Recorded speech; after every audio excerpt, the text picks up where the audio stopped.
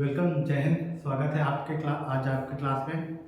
और आज हम ट्रिग्नोमेट्री पढ़ने वाले हैं।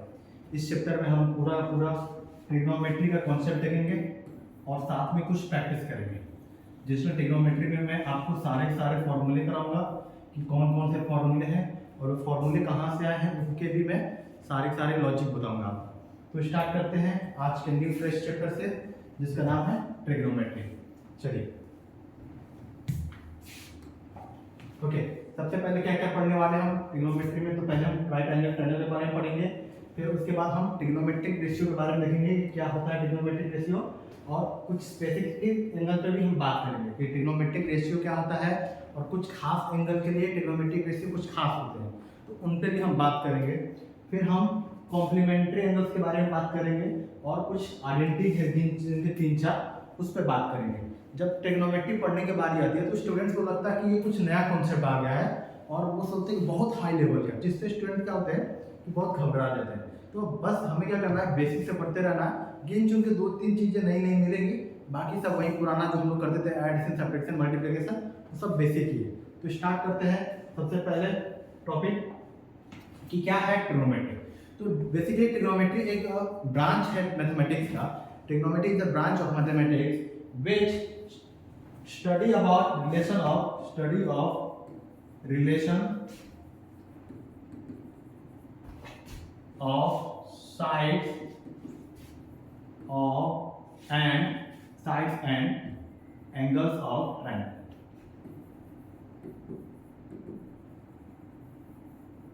तो ट्रिग्नोमेट्री क्या है कि जब हम एक ट्रायंगल के साइड और उसके एंगल से कुछ रेशियो बनाते हैं तो उस स्टडी को हम कहते हैं ट्रिग्नोमेट्री। ट्रिग्नोमेट्री जस्ट एक मैथमेटिक्स का पार्ट है जो अब क्लास 10th में आपके सामने इंट्रोड्यूस हुआ है। बट ये चैप्टर बहुत ही ज़्यादा इंपॉर्टेंट है। क्यों? क्योंकि एक तो पहली बात आपके 10th में अच्छा खासा वेटेज देता है। 10th में 8 नंबर से लेकर 10 नंबर तक आता है। डिपेंड करता है अलग अलग स्टेट बोर्ड में, बेसिक है या अर्थमेटिक है, बेसिक है या एडवांस है या स्टैंडर्ड मैथमेटिक्स आपने लिया है, उसके अकॉर्डिंग ये डिपेंड करता है। फिर इसके आगे आने वाला जो चैप्टर है एप्लीकेशन ऑफ ट्रिग्नोमेट्री, वो भी फुल्ली इसी पर डिपेंड। ये आपको आ गया तो उस चैप्टर में बस आपको 10% नया काम करना है, बाकी सारा आप यहाँ पर सीख चुके होंगे। ओके, तो ट्राइगोनोमेट्री वैसे देखने में एक ग्रीक वर्ड है। ट्राइगोनोमेट्री क्या है? ये ग्रीक वर्ड है। ग्रीक में ट्राई का मतलब होता है 3, गोनो का मतलब होता है साइड, और मेट्री का मतलब होता है मेजर। तो ऑब्वियसली अब हमें पता चल गया है कि 3 साइड को हम मेजर करने वाले हैं। तो 3 साइड को मेजर करने के लिए हमें कोई एक फिगर चाहिए होगा। तो हाँ, आप जो समझ रहे हैं वही हम राइट एंगल ट्रायंगल पे ये सारे फिगर को अप्लाई करने वाले हैं। फिर चैप्टर को स्टार्ट करने से पहले राइट एंगल ट्रायंगल के बारे में समझ लेते हैं। क्या होता है राइट एंगल ट्रायंगल?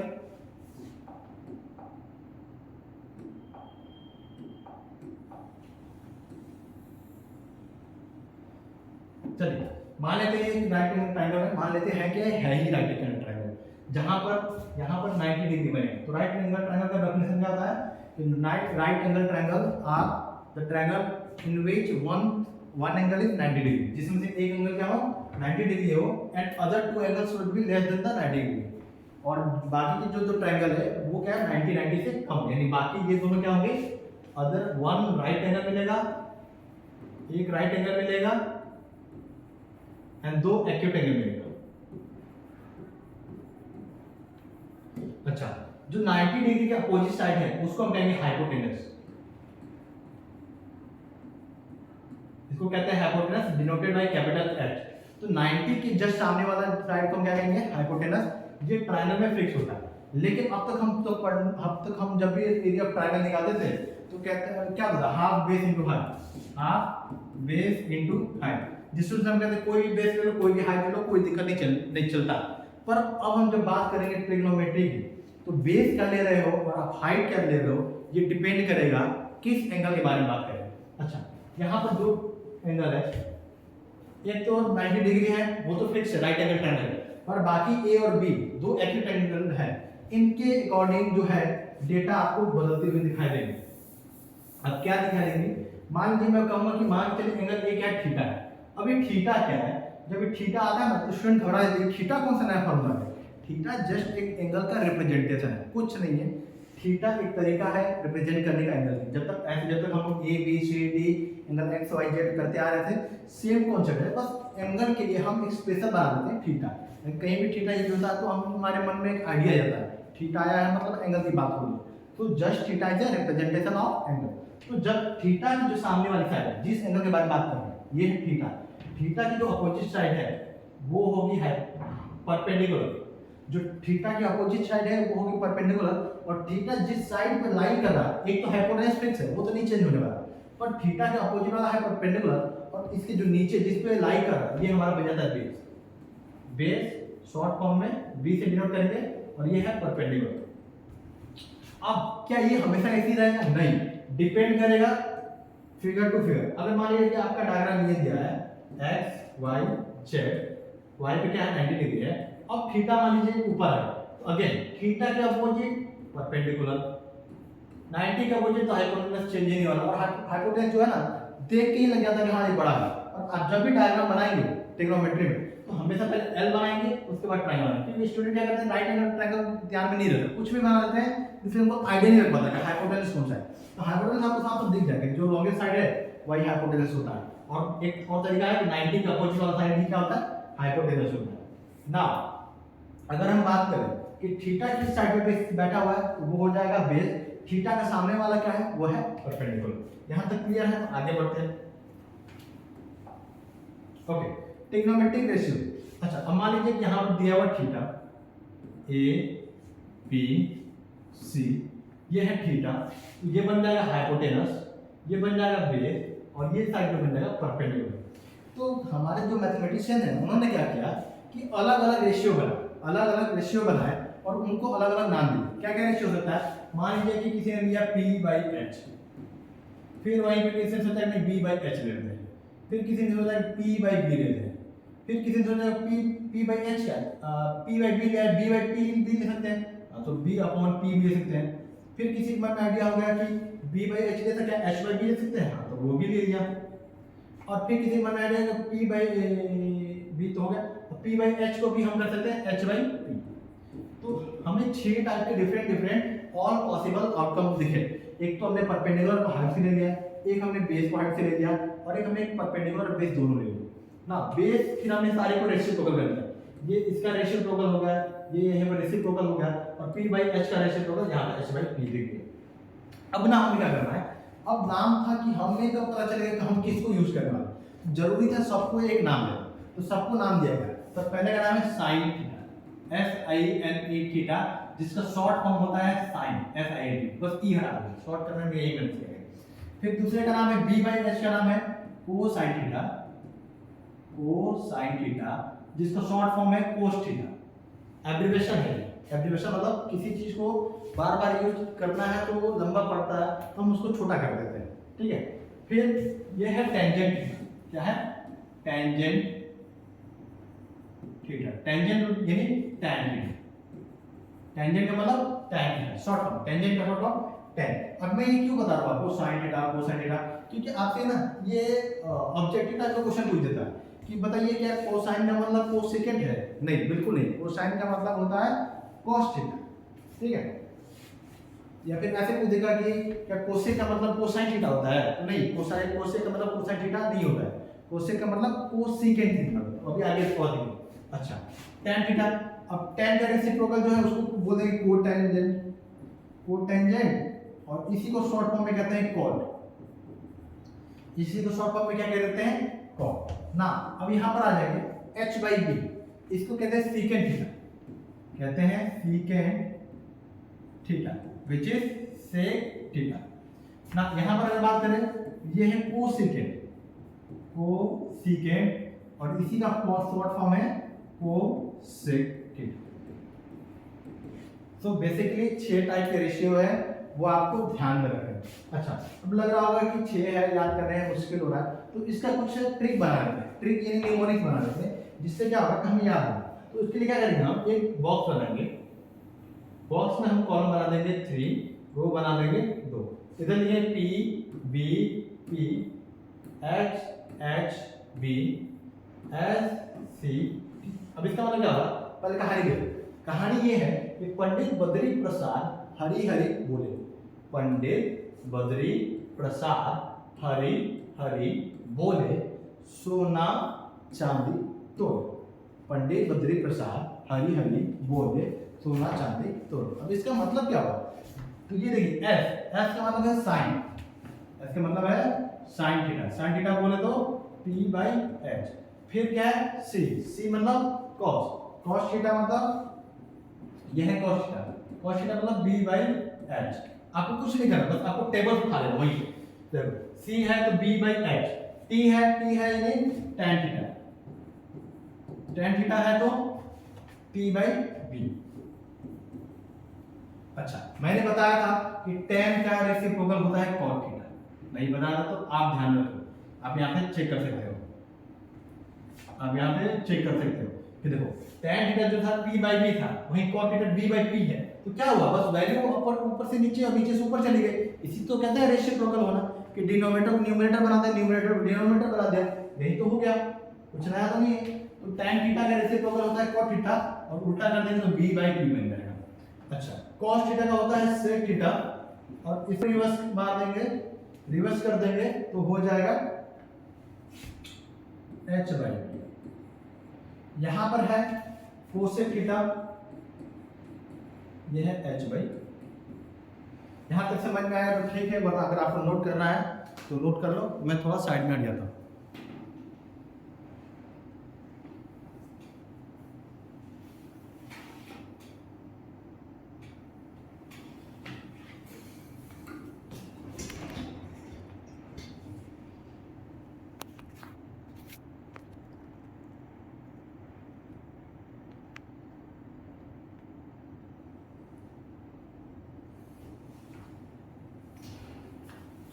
चलिए अब आते हैं रेसिप्रोकल एनालिसिस। अच्छा, अभी हमने क्या देखा कि जो साइन थीटा है वो है कोसेक का रेसिप्रोकल, यानी sine theta will be equal to cosec theta. इसी को आप दूसरे तरीके में लिख सकते हो कि कोसेक थीटा है साइन के रेसिप्रोकल। सेम बात, कान ऐसे पकड़ो या कान ऐसे घुमा कर पकड़ो, वही बात है कि ये दूसरे का रेसिप्रोकल है तो दूसरा भी तो पहले रेसिप्रोकल है। तो और इसको अगर इधर ट्रांसफर कर दे दो, इससे हमें एक फार्मूला ध्यान में रखना चाहिए।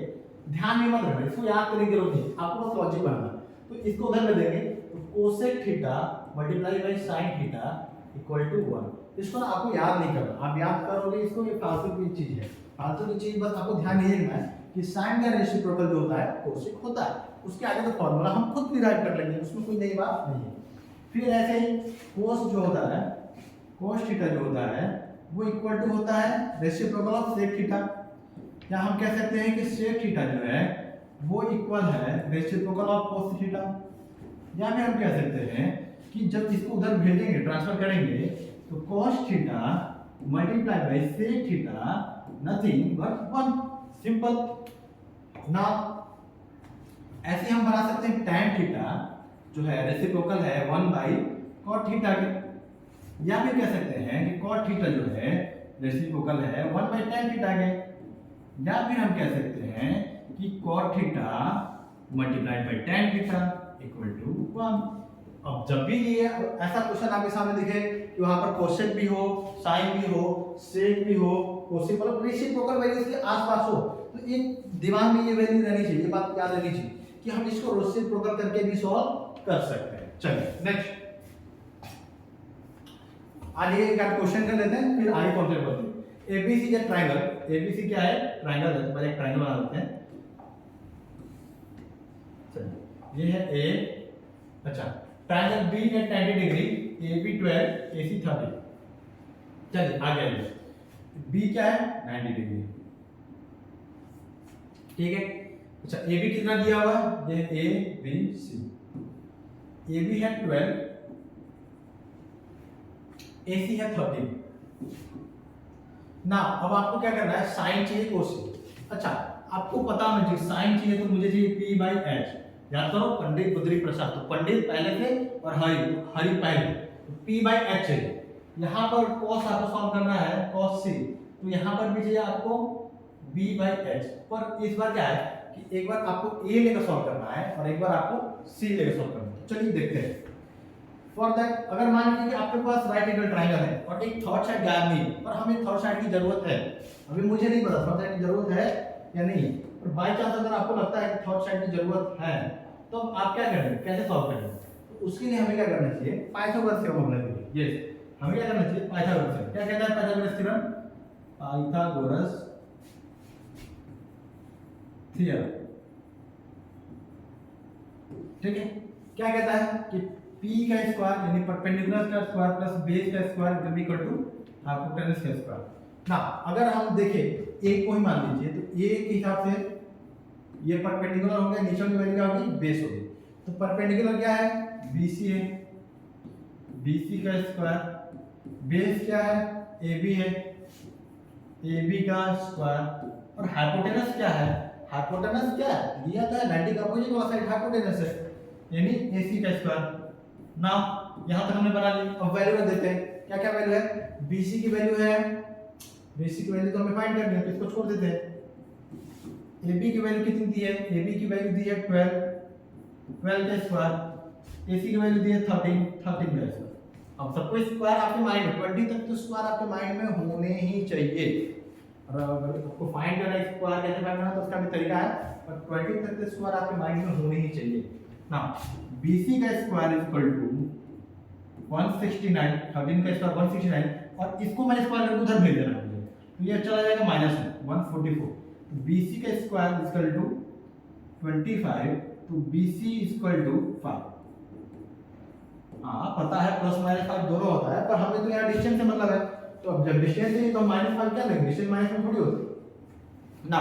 कम to the question, sine A क्या है, sine A nothing but perpendicular upon base p by perpendicular upon hypotenuse. Base कहां आता है, बेस तो आता है p बाई b, तो tan का थीटा होता है, तो साइन क्या होता है p बाई h। परपेंडिकुलर कितना होना चाहिए, तो परपेंडिकुलर होना चाहिए BC, और हाइपोटेनस कितना होना चाहिए, हाइपोटेनस होना चाहिए AC। अच्छा BC हमने निकाला कितना है, BC तो अभी आया 5, और AC तो पहले से पता था 30 ना। cos C, cos C, अब हम जब चले जाएंगे तो हमें यहाँ पे हमेशा ध्यान देना है कि हम sin cos tan निकाल रहे हैं, लेकिन एंगल किसके रिस्पेक्ट में बात कर रहे हैं, क्योंकि एंगल तो दो है, एक तो दो एंगल है, एक तो 90 डिग्री है तो वो तो फिक्स है, पर A और C के अलावा और कौन कौन है, तो भाई C है, तो C के लिए हमें क्या चाहिए, फॉर्मूला लिखो पहले, बेस अपॉन हाइपोटेनस। हाइपोटेनस सबको पता था, पर बेस क्या है, तो मैंने बताया था बेस वही होता है जो हाइपोटेनस के अलावा दूसरे जो एंगल है दूसरे साइड में बैठा हो। तो ये हाइपोटेनस को तो बात ही नहीं करेंगे, इसको तो छोड़ ही देना है। और कौन साइड में वो लाइक कर रहा है, वो है ये BC, यानी जो बेस है हमारा वो है BC, और BC का मतलब क्या है, BC का मतलब फिर से 5। ओके, दोनों ही सेम सेम आ गए। अब ऐसा क्यों सेम हुआ, हम आने वाले टॉपिक में पढ़ेंगे। अभी के लिए ये क्वेश्चन है कि हमारे एक साइन की वैल्यू निकल गई और एक कॉस की वैल्यू निकल गई। जो क्वेश्चन पूछा था वो हमें अब सॉल्व कर लिया ना। अगर कोई डाउट हो तो प्लीज कमेंट करके बताइएगा या फिर मैसेज सेंड करिएगा, हम उसका डाउट को क्लियर कर देंगे। नेक्स्ट, अच्छा अब कुछ स्पेसिफिक एंगल पे हम बात कर लेते हैं कि कुछ अलग अलग एंगल पे अलग अलग वैल्यू होती है, जैसे कि sin 0 पे 0 होता है, sin 30 पे 1/2 होता है।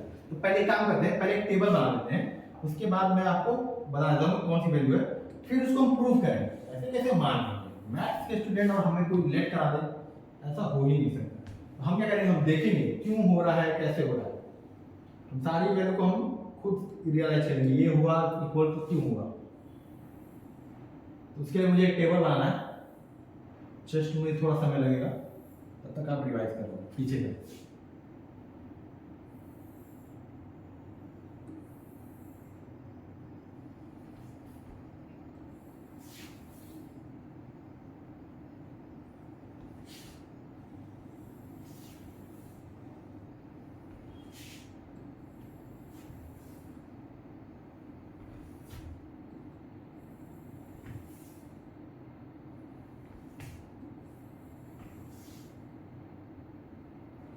ये टेबल हम बनाने जा रहे हैं। अब ये टेबल आपको माइंड में होना चाहिए।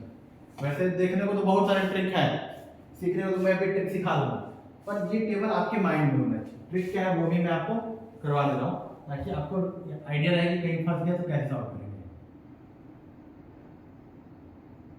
चलिए, तो सबसे पहले क्या करते हैं, यहाँ पे लिख देते हैं साइन थीटा, यहाँ पे लिख देते हैं कॉस थीटा, यहाँ पे दे दें tan थीटा, यहाँ पे इसका रेसिप्रोकल cot थीटा, cos का रेसिप्रोकल sec थीटा। बार बार ये बातें आप रिपीट करते रहो, आपको खुद याद हो जाएगा, कुछ भी याद नहीं करना पड़ेगा। मैथ्स में आप कुछ भी याद करोगे नहीं हो, लेकिन उसी फॉर्मूले पर बार बार रिवाइज करो, बार बार फॉर्मूले पे प्रैक्टिस करो, वो फॉर्मूला आपके मन में लगेगा कि वो आपका ही पार्ट, तो आपको रटने की जरूरत नहीं है, बस आप बार बार रिवाइज करते रहो, बार बार पढ़ते रहो। अच्छा, यहाँ पे एंगल की 0 डिग्री बात करेंगे। ये पूरा टेबल हम 30 पे है, ये 45 पे है, ये 60 पे है एंड ये 90 पे है। ये एक्स्ट्रा आ गया, चलिए कोई बात नहीं, एक्स्ट्रा आ गया तो क्या करेंगे। चलिए ना, अगर मैं बोलूं साइन 0 0 होता है, साइन 1/2, साइन 30 1/2 होता है, साइन 45 1/√2 होता है, साइन 60 √3/2 होता है, साइन 90 नथिंग बट 1 होता है।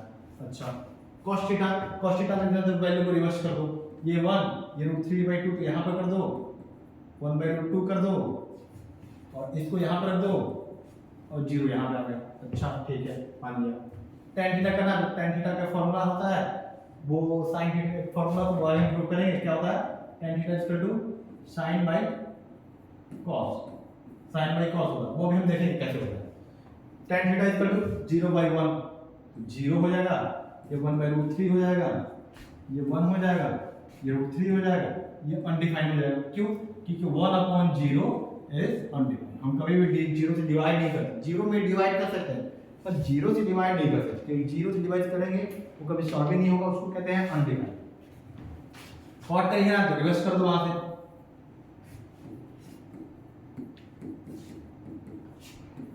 रिवर्स घुमा के दिया।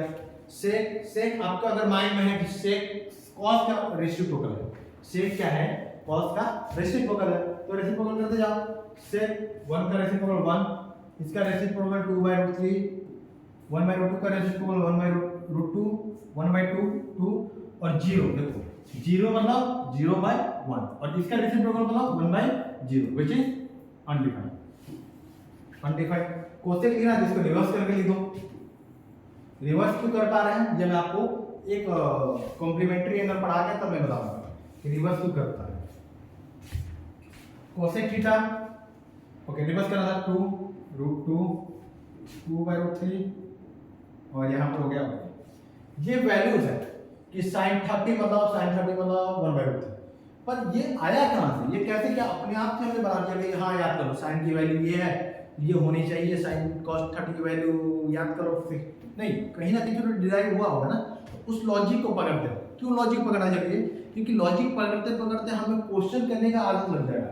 अगर मैं आपको बताते जाऊँ कि कैसे कैसे ट्रिग्नोमेट्री को अप्लाई किया गया प्रूव करते करते, तो आपको टफ से टफ भी क्वेश्चन दिया जाएगा, तो आपकी वो क्रिटिकल थिंकिंग बन जाएगी अगर आप सारे फॉर्मूले को प्रूव कर पा रहे हो तो। चलिए मैं क्या करूँगा कि मैं साइन का प्रूव करूँगा और उसका लॉजिक बता दूँगा। आपको क्या करना है, आपको सेम लॉजिक से कॉस भी प्रूव करना है, सेम लॉजिक से tan भी प्रूव करना है, कॉट भी करना है, सब आपको सेम लॉजिक लगा के करना है। सारा आप एक बार प्रूव कर दो, देखो आप कैसे बनाने, बस सेम कॉन्सेप्ट लगेगा। चलिए हम सबसे पहले ध्यान देंगे tan sin 0 0 हो गया और tan 90 सॉरी sin 91 कैसे sin 0 0 के sin 91। अच्छा एक बात समझो, अगर मैं एक राइट एंगल ट्रायंगल बनाता हूँ, आगे ध्यान से देखो, एक मैं अगर राइट ट्रायंगल बनाता हूँ, देखो ये, तो यहाँ पे ध्यान दो, मुझे एक ऐसा एंगल चाहिए जहाँ पर एंगल क्या हो 0, एंगल क्या हो 0। देखो ये 0 है क्या, नहीं, ये 0 तो नहीं है, ये जो साइड है ये 0 नहीं है, और उसको कम करते हैं,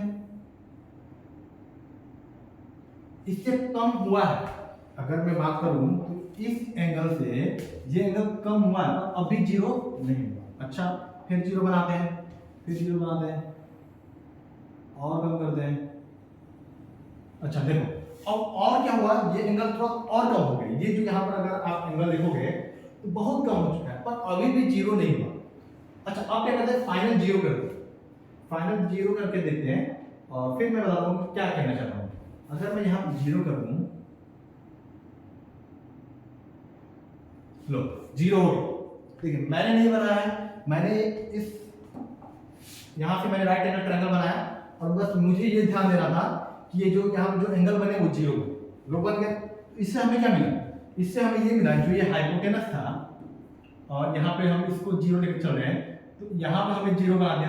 अच्छा, तो बेस क्या होगा इसका? जीरो का। अच्छा, जीरो का अपोजिट होगा तो क्या होगा? परपेंडिकुलर। अगर हम थीटा इक्वल टू जीरो मान के चलते हैं, थीटा इक्वल टू जीरो लेके चलते हैं, तो इस केस में थीटा का अपोजिट देखो, ये जब ये डिस्टेंस था, जब एंगल कम किया तो डिस्टेंस और कम हुआ, एंगल और कम किया डिस्टेंस और कम हुआ। अब जैसे हमने इस एंगल को जीरो कर दिया, ये डिस्टेंस अपने आप क्या हो गया? यस, परपेंडिकुलर भी क्या हो गया? जीरो। परपेंडिकुलर जीरो हो गया। एंड ये जो हाइपोटेनस है, हाइपोटेनस तो कुछ भी ले लो, हाइपोटेनस तो h ही ले लो, h को h ही रखो। नाउ निकालो sin 0 equal to p by h, 0 by h। यहां से आता है sin 0 की वैल्यू 0। आप इसी लॉजिक से cos 0 निकालो और आपको पता चल जाएगा कि मैं किसकी बात कर रहा हूं। क्लियर? चलिए ना, अब मूव करते हैं। अच्छा, एक बात बताओ, अगर मैं बोलूं कि एंगल 30 है, ये 60 है, ये तो 90 डिग्री, ये 30 है, तो ये अपने आप 60 हो जाएगा? हो जाना चाहिए। क्यों हो जाना चाहिए?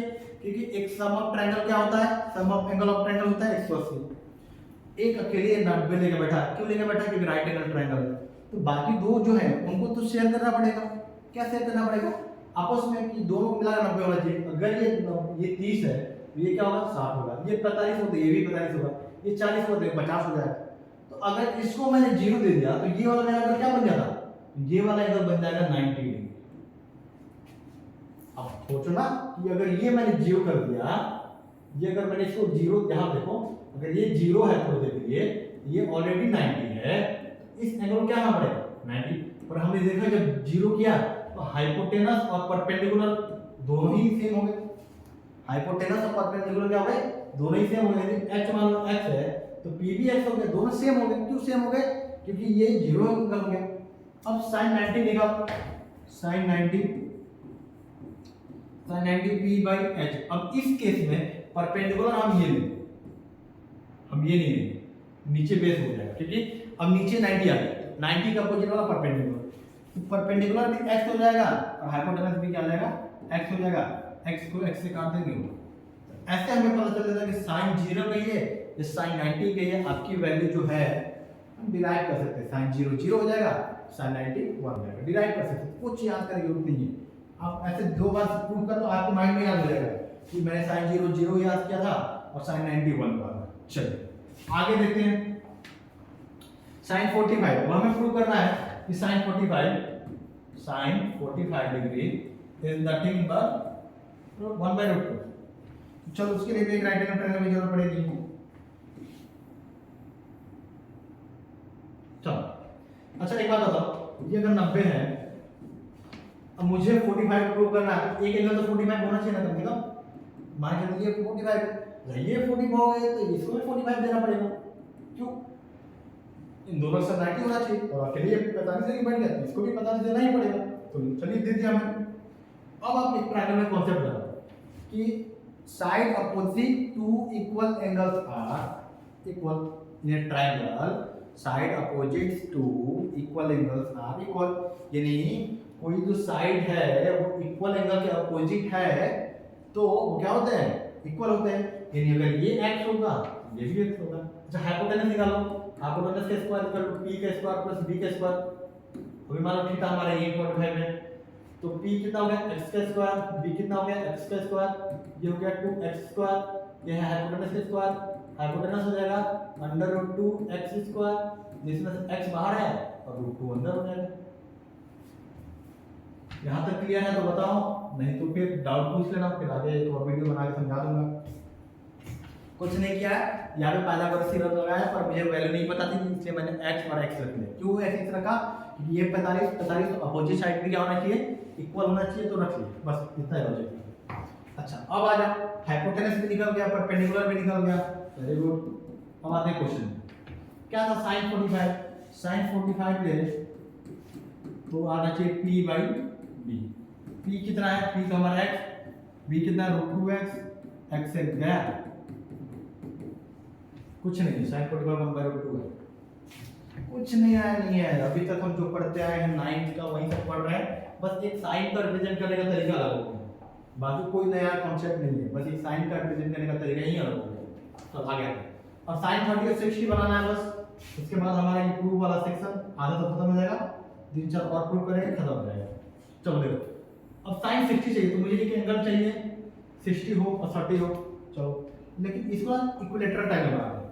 ये है 60, ये है 60, 60 और 60 जब बनाएंगे तो इसका हम परपेंडिकुलर एंगल बाइसेक्टर बनाएंगे। एंगल में देखो इक्विलेटरल की खास बात होती है, क्या खास होती है कि चाहे इसका परपेंडिकुलर बाइसेक्टर बनाओ, चाहे इसका मीडियन बनाओ, चाहे इसका एंगल बाइसेक्टर बनाओ, कुछ भी बनाओ, पर ये जो है सेम का सेम ही लाइन होता है, यानी ये इस लाइन को डिवाइड करेगा, ये 30 बन जाएगा और इधर भी 30 रखेंगे।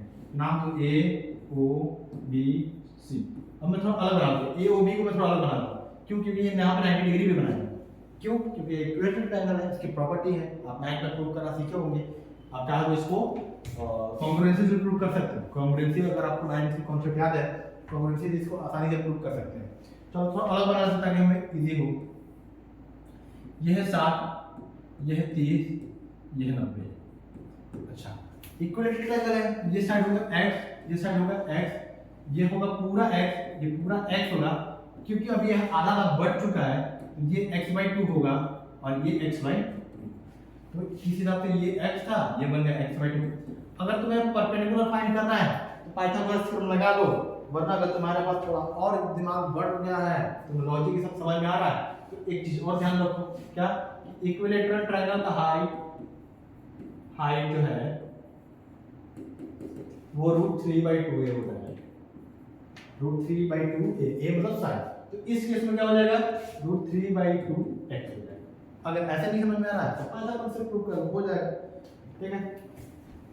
फिर भी नहीं समझ में आया तो मुझे टेक्स्ट मैसेज कर देना, इसमें कमेंट ड्रॉप डाउन कर देना, मैं करा दूंगा। चलो आगे आगे sin 60 देख लेते हैं। अगेन p/h, p कितना है? 60 का अपोजिट √3/2। हाइपोटेनस कितना है? कॉन्वेक्स, काट दिए तो आ गया sin 60 √3/2। लो भाई हो गया, कुछ नहीं। sin 30 ले लो, ये है 30 का अपोजिट वाला परपेंडिकुलर, यानी x/2, हाइपोटेनस x से x काट दिया 1/2।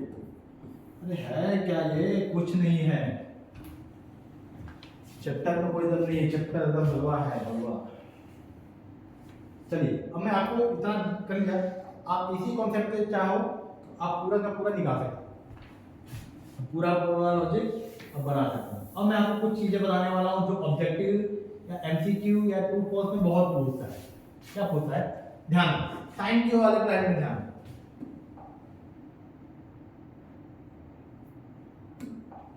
साइन वाले लाइन में ये देखो 0, 30, 45, 60, 90, एंगल बढ़ रहा है। एंगल क्या रहा है? बढ़ रहा है। तो साइन के टेबल देखो, जैसे जैसे एंगल बढ़ रहा है वैसे वैसे जो ये वैल्यू है वो भी बढ़ रही है, यानी कि अगर थीटा की वैल्यू बढ़ेगी तो साइन थीटा की वैल्यू बढ़ेगी। हाँ, थीटा की वैल्यू बढ़ेगी तो साइन थीटा की वैल्यू बढ़ेगी। लेकिन कॉस में देखो, जैसे जैसे 0 से 90 तक गए, ये 1 से 0 चला गया, घटते जा रहा, यानी कि अगर थीटा की वैल्यू बढ़ेगी तो जो cos थीटा है उसकी वैल्यू डाउन रहेगी, ठीक है? तो थीटा की बढ़ती है, cos थीटा की वैल्यू क्या आती है? डाउन जाती है।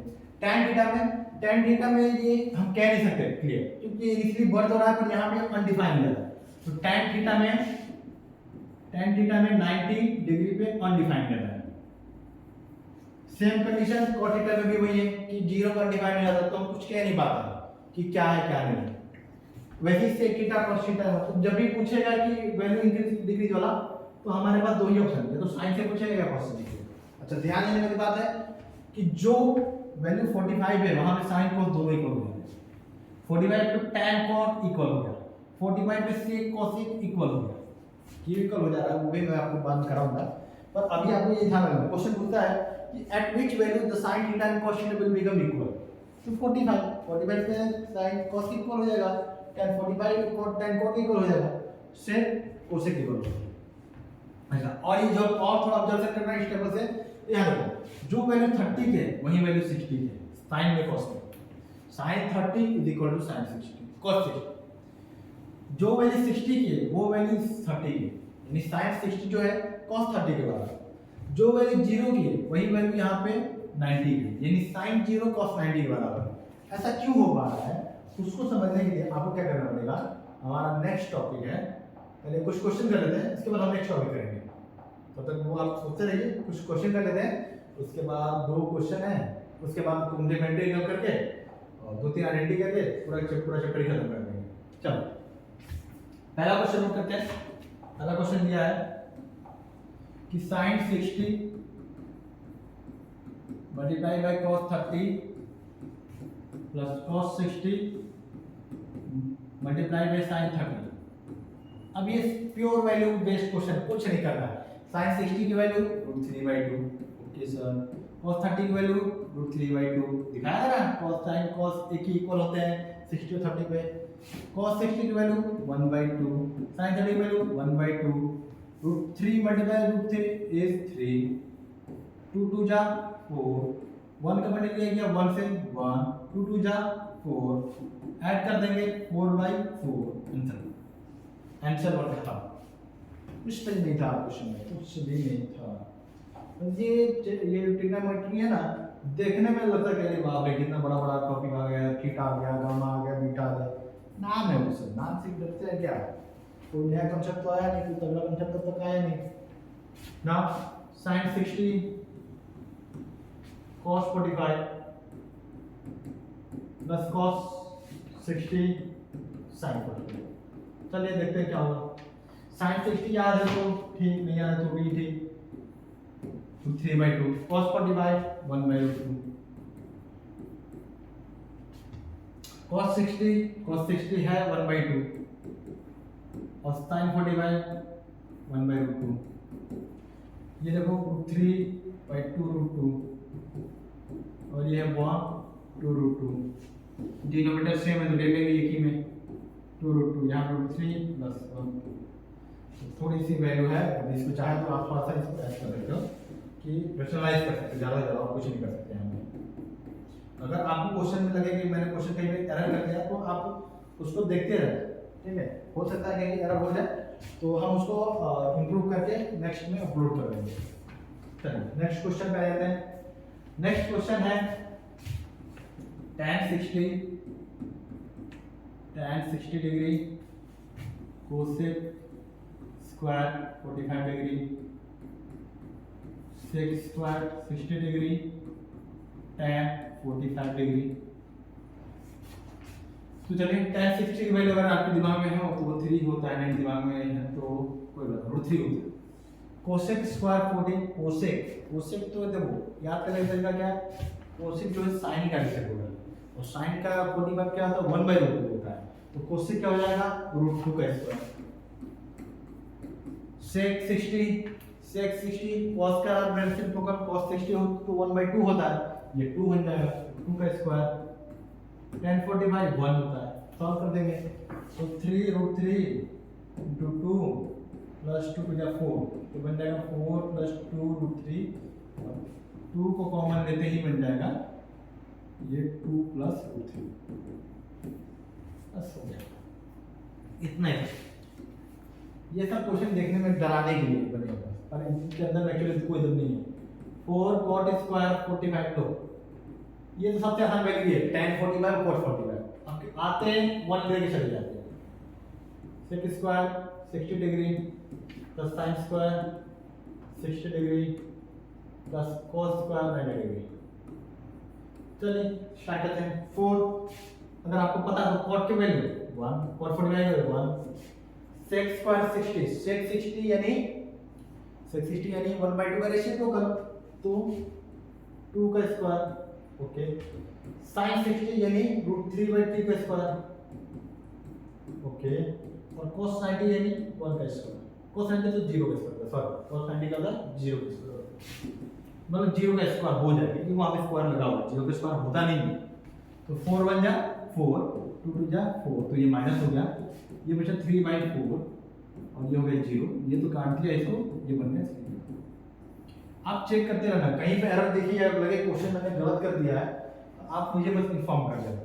तब तक अगर आपको नोट करना है तो नोट कर लो।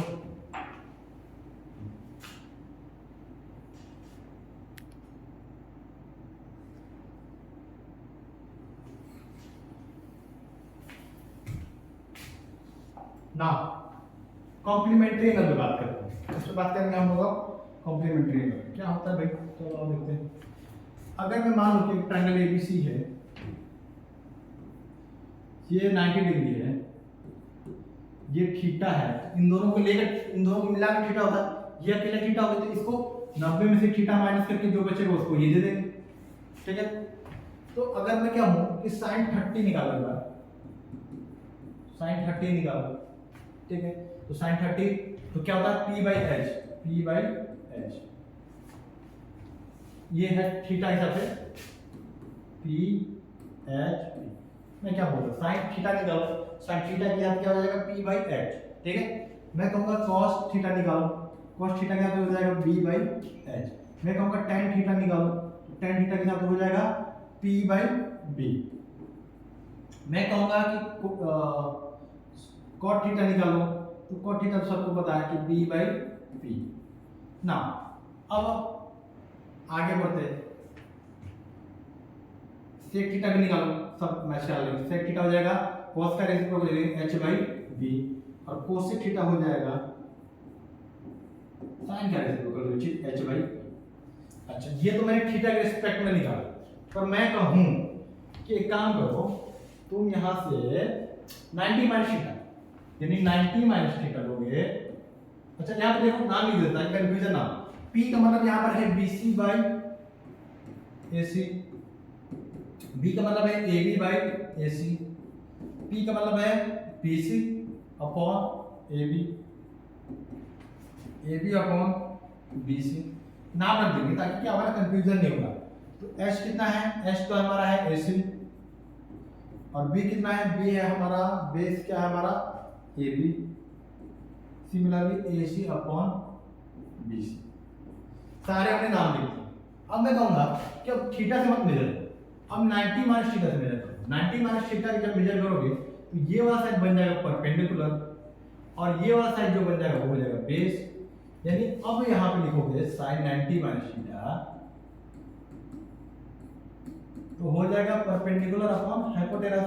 अब परपेंडिकुलर हो कितना गया, तो अब परपेंडिकुलर हो गया AB अपॉन AC। हाइपोटेनस तो नहीं बदलने वाला, चाहे कुछ भी हो जाए हाइपोटेनस नहीं बदलने वाला, हाइपोटेनस तो आपका वही रहने वाला जो पहले था ना। अगर मैं कहूं cos 90 माइनस थीटा निकालो, तो cos 90 माइनस बेस, और बेस बन क्या गया, अब बन गया BC upon AB, BC upon AC।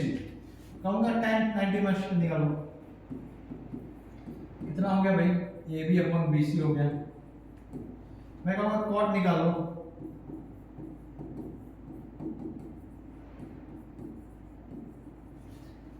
sec निकालो, sec थीटा कुछ नहीं बस इसका रेसिप्रोकल कर देंगे AC अपॉन BC।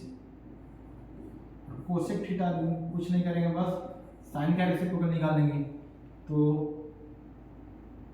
sin का रेसिप्रोकल है AC upon AB, AC upon AB। चल ठीक है, अब इसको मैं मिटा देता हूं, मुझे थोड़ा आपको समझाना है, ठीक है। तो अगर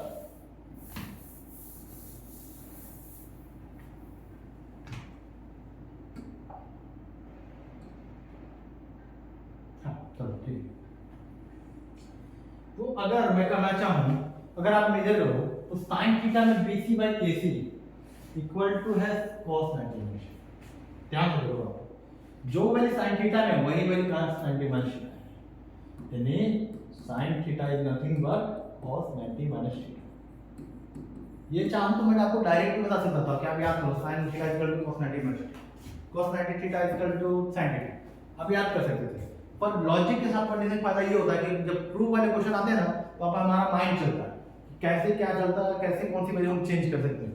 तो यहाँ पे cos थीटा क्या हो जाएगा, cos थीटा sin का 90 माइनस थीटा हो जाएगा। अब मैच करा लो, cos थीटा जो है वो sin के 90 माइनस थीटा से इक्वल है,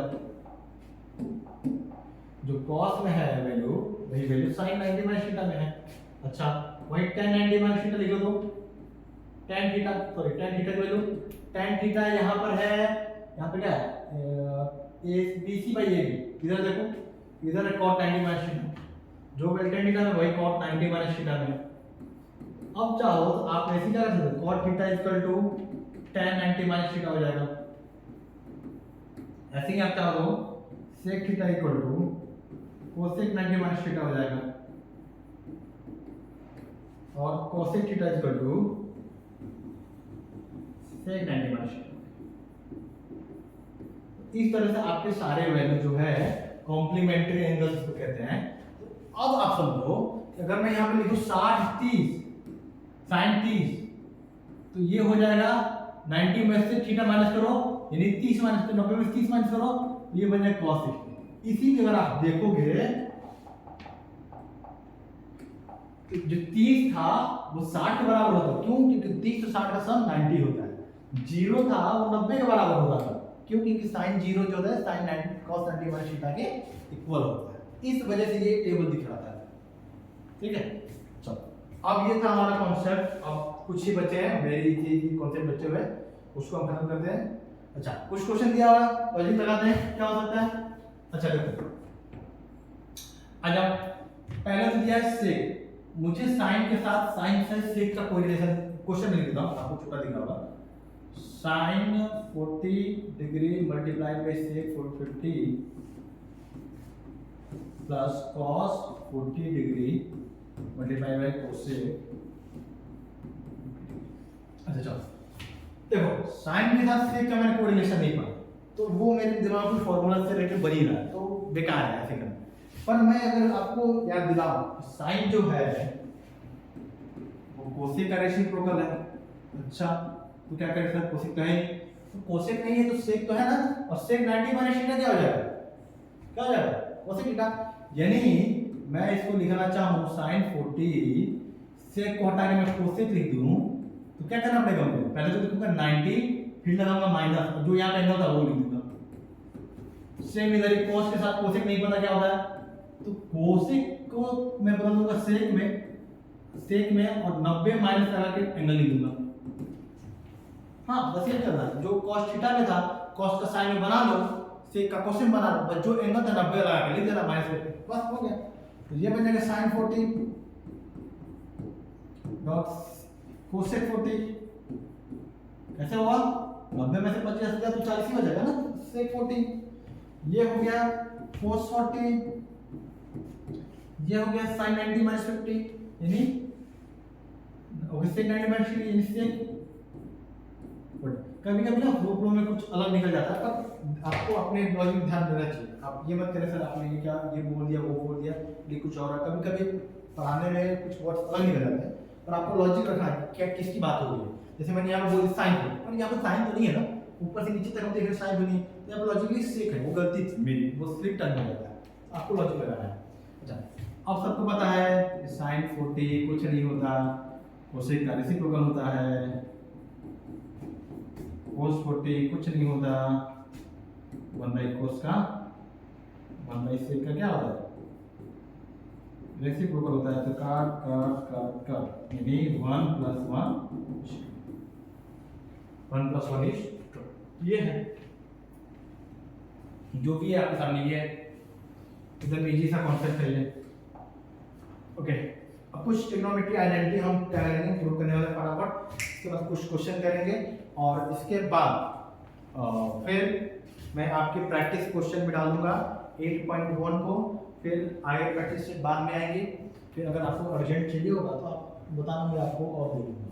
ठीक चलो ट्रिग्नोमेट्री सबसे पहले हम पढ़ने वाला है कि जो क्या आप लिख रहे हैं,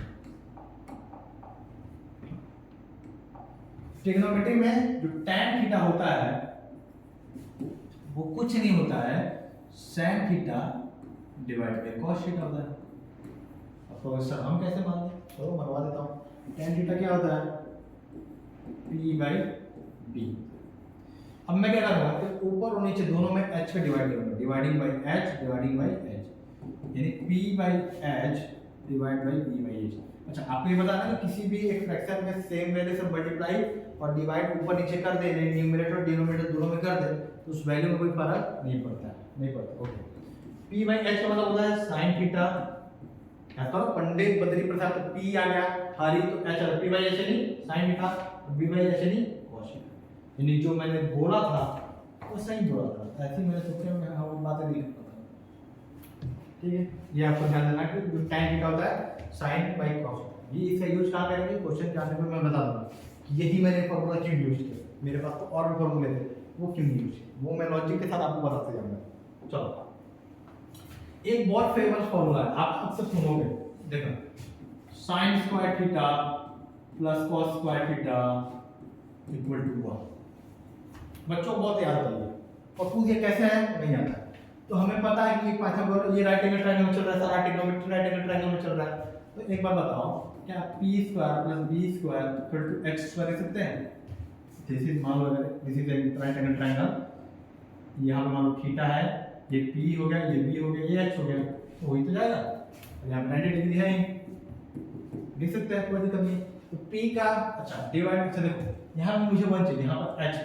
अच्छा, p को मुझे sin बनाना, कैसे बनेगा? तो मुझे याद है p बाई x जो होता है sin होता है, तो dividing by x square, dividing by x square on both side, ph पर both side, p by h का होल स्क्वायर हो जाएगा, ये हो जाएगा b बाई h का होल स्क्वायर और ये हो जाएगा h बाई h का होल स्क्वायर। यानी कि हमें क्या देगा ये p बाई h होता क्या है, ध्यान sin square theta, p by h क्या होता है sin थीटा का स्क्वायर हो जाएगा, p बाई h sin उसका स्क्वायर हो जाएगा, b बाई h होता है cos थीटा का स्क्वायर और x स्क्वायर बाई h, देखो x h गया तो 1 स्क्वायर 1।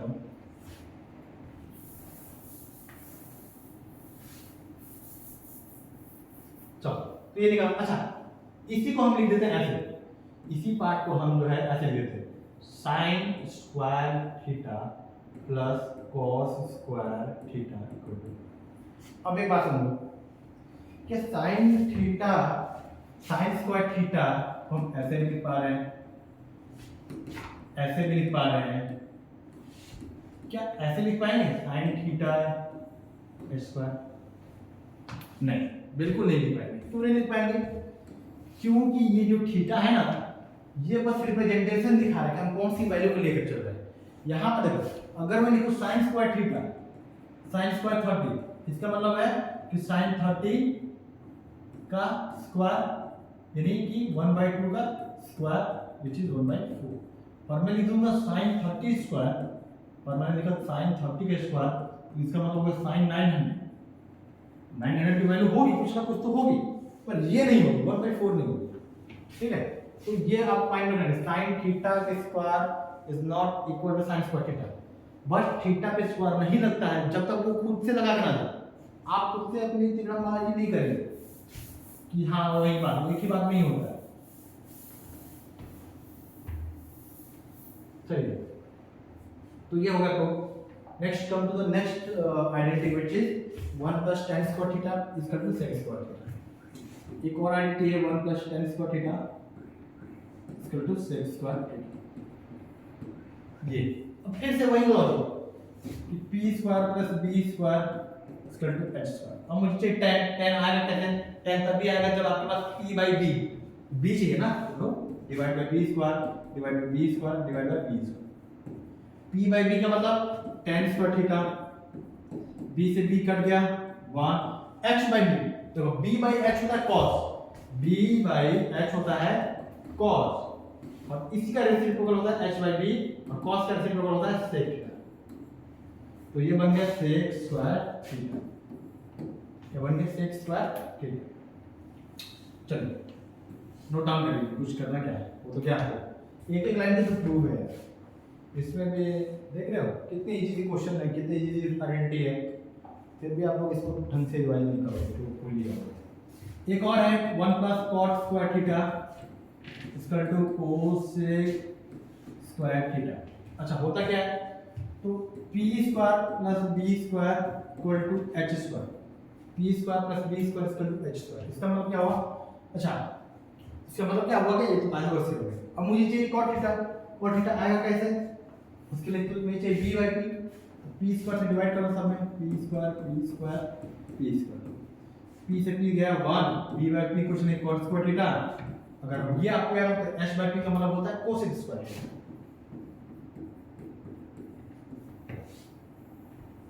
लो हो गया, सारी आइडेंटिटी हमने प्रूव कर ली। क्या क्या पढ़ लिया? 3 आइडेंटिटी हमने पढ़ा। tan थीटा जो है एक तो sin theta by cos theta है। एक हमने पढ़ा कि sin square theta plus cos square theta equal to 1 है। एक हमने पढ़ा 1 plus tan square theta equal to sec square theta. और एक हमने पढ़ा, क्या पढ़ा? 1 plus cot square theta equal to cosec square theta. इतना सब हमने पढ़ा। 4 आइडेंटिटी पढ़ा नहीं, सीखा। पढ़ने में सीखने मतलब होता है ये पूरा सीख लिया हमने, कैसे आया, कहाँ से आया। माइंड में आप 2 बार इसको प्रैक्टिस कर दो या इस पे मल्टीपल सवाल क्वेश्चन कर लो, आपके माइंड में होगा। ये आपके गुलाम मिलेगा क्लास 10 का, ये तो आगे कुछ नहीं करेगा। तो यहाँ सॉल्व कर लेते हैं कुछ क्वेश्चन। ओके चलो,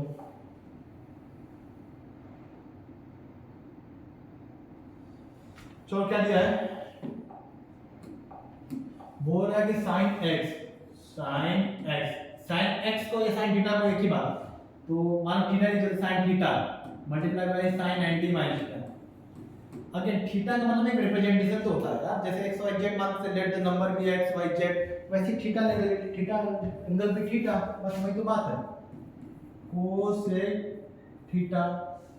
okay okay okay okay okay, error हो गया, एरर हो गया, एरर हो गया। चलो ये हो गया cos theta multiply bye cos 90 minus theta. चलो इसको प्रूव करते हैं। sin थीटा का कुछ तो करना ही नहीं है, ऐसे छोड़ दो। sin 90 माइनस थीटा दिमाग में है तो बन जाएगा cos थीटा। cos थीटा पहले से है, कोई बात नहीं। cos 90 माइनस थीटा कुछ नहीं है sin थीटा। अच्छा ये दोनों वैल्यू सेम लग रही है, बस आगे पीछे तो है वही कॉन्सेप्ट कि चाहो तो 2 into x लिखो या चाहो तो x into 2 लिखो, एक ही बात है। वही तो लॉजिक है, कोई नई बात नहीं है। तो ये sin थीटा cos थीटा है, ये भी इसको हम देखो अरेंज करके लिख देते हैं। sin theta dot cos theta, ये क्या है? sin theta dot cos theta, और इन दोनों को कैंसिल आउट कर देंगे तो बन जाएगा 0। खत्म हो गया। देख लो, कोई दिक्कत हो तो बना लेते हैं ना। चलो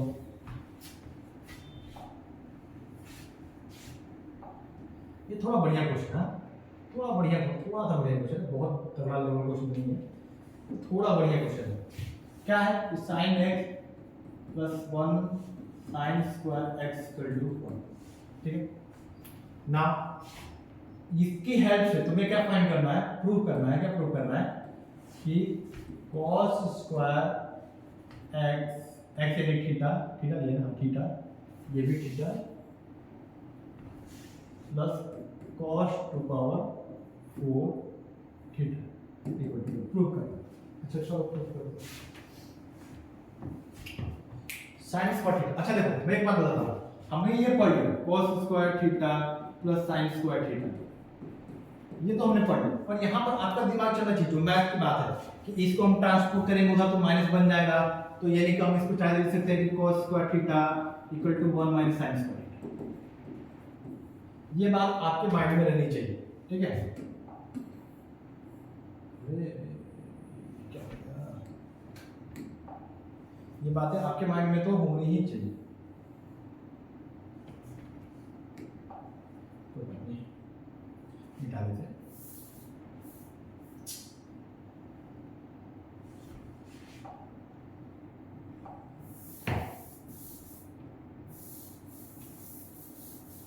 क्वेश्चन मैंने यहाँ लिख दिया, ये गिवन है, ये गिवन है, और ये टू प्रूव है, टू प्रूव है। ठीक है, चलो इस वाले मैंने उधर भेज दो। क्यों भेज दिया मैंने? कि मुझे पता है कि अगर मैं इसको भेज दूं तो ये बन जाएगा 1 माइनस साइन स्क्वायर। अच्छा, तो cos प्लस cos का स्क्वायर प्लस साइन का स्क्वायर 1 होता है, तो साइन स्क्वायर को हमने राइट साइड में भेजा, तो ये बनेगा sin theta equal to cos square theta. बस ये मुझे मिल रहा था। ऐसा क्यों किया मैंने, ताकि मैं इसको यहाँ पर पुट कर सकूँ। ऐसा क्यों कर रहा हूँ, यहाँ पर मुझे 1 बनाना है तो यहाँ पे cos स्क्वायर है, अगर मुझे sin स्क्वायर मिल जाए तो मैं 1 आराम से बना दूँ। बना लो, पहले चलो cos square theta cos to power 4 theta, अगर cos स्क्वायर थीटा दिया हुआ है, अच्छा cos स्क्वायर मतलब sin थीटा, इसकी जगह पे sin मत रखना वरना फिर से वही आ जाएगा जैसे स्टार्ट किया। तो यहाँ पे रखो cos 4 मतलब cos के स्क्वायर के पावर स्क्वायर, इसका मतलब cos स्क्वायर थीटा, ये जो cos स्क्वायर थीटा है वहां पर रख देंगे sin थीटा। ये सब आप ना गीगल वाले लिख लेंगे, putting this value into this, आप टेंथ में आ जाए तब लैंग्वेज आप लोग बना सकते हैं। cos square theta plus sin square theta हो गया 1 which is equal to RHS हो यही था, जो था यही था ना। आगे मूव करते हैं। ओके, सारा कॉन्सेप्ट अब तक खत्म हो गया। एक बार मैं क्विक रिवीजन करा देता हूँ, ठीक है, जो जो भी पढ़ा वो सारा मैं क्विक रिवीजन करा देता हूँ। अब यहाँ से हमारे एनसीईआरटी एक्सरसाइज तक स्टार्ट होने वाले हैं और इसके आगे सब जो था वो सब खत्म हो गया। तो क्या पढ़ा हमने, ट्रिग्नोमेट्री। ट्रिग्नोमेट्री में क्या क्या पढ़ा, ट्रिग्नोमेट्री में पहले पढ़ा right angle triangle. Right angle triangle में हाइपोटेनस जो होता है 90 के सामने होता है और परपेंडिकुलर और बेस जो होता है वो चेंज होता है थीटा के अकॉर्डिंग। प्लस इसमें हमें लगाना होता है पाइथागोरस थ्योरम। फिर हमने क्या देखा, 6 टाइप का रेशियो देखा। 6 टाइप का रेशियो याद करने का तरीका भी हमने देखा, पंडित बद्री प्रसाद, हरी हरी बोले, सोना चांदी तोले, ये हमने देखा। s का मतलब sin, sin का मतलब p by h, cos का मतलब b by h, tan का मतलब p by b, cosec का मतलब h by b। ऐसे हम सारे 6 रेशियो देखे। फिर हमने देखा कि sin जो होता है cosec का रेसिप्रोकल होता है, tan जो होता है cot का रेसिप्रोकल होता है, फिर जो cos होता है वो cosec का रेसिप्रोकल होता है, ये हमने देखा। फिर हमने क्या देखा, फिर हमने कुछ क्वेश्चन किए और फिर हमने सारी वैल्यू देखी कि sin 0 पे 0 होता है, ऐसे हमने सारी वैल्यू देखी। तो आपको ये 3 टेबल कम से कम याद होने चाहिए। ये 3 टेबल आपको याद होंगे तो बाकी तो ऑपरेशन प्रोग्राम करके निकालोगे ना। जैसे मानो कि cot 45 पूछा है तो आपको पता है tan 45 1 होता है, cot का रेसिप्रोकल तो 1 का रेसिप्रोकल 1। अब बस 3 टेबल याद करो, 1 2 3 याद कर लो। इन द सेंस कि आप इस पे 50 क्वेश्चन लगा जाए, 20 क्वेश्चन 10 क्वेश्चन लगा के खत्म करो, याद हो जाएगा तो ना। आगे मूव करते हैं कि sin 0 क्या होता है, 0 होता है, sin 90 क्या होता है, 1 होता है। ये सब हमने देख चुका है, प्रूव कैसे किया सब वो हमने देखा। तो यहाँ पे क्वेश्चन किया था और यहाँ पे हमने देखा था कि sin थीटा जो होता है cos 90 माइनस थीटा। अब ये ना ये पार्ट आपके सिलेबस से खत्म हो गया है। अगर आज की बात करें ये 90 माइनस थीटा वाला कांसेप्ट जो है ना सिलेबस से खत्म हो गया है। पर जो बच्चे फाउंडेशन वगैरह की तैयारी कर रहे हैं उन्हें ये बातें पता होनी चाहिए क्या क्या होता है क्या नहीं होता है, ठीक है। तो चलो आगे